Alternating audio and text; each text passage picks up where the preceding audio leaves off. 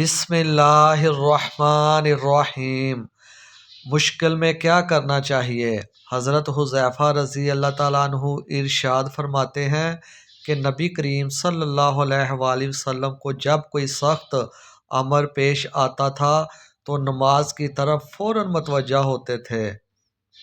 لیکن ہمارے ہاں کیا ہوتا ہے کہ اگر کسی کو مشکل پیش آ جائے اور اسے کہا جائے کہ دیکھو اللہ کے حضور جھکو، نفل پڑھو، دعا کرو، صبر کرو، ذرا انتظار کرو، حالات بدلیں گے، لیکن لوگ اس کو بہت ہلکی سی چیز لیتے ہیں۔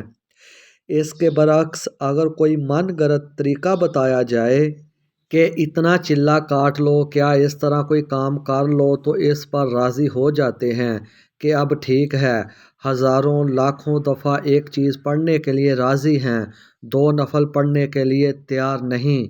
غور و فکر کرنے کی ضرورت ہے ہم سب کو۔ اللہ ہمارے حال پر رحم فرمائے۔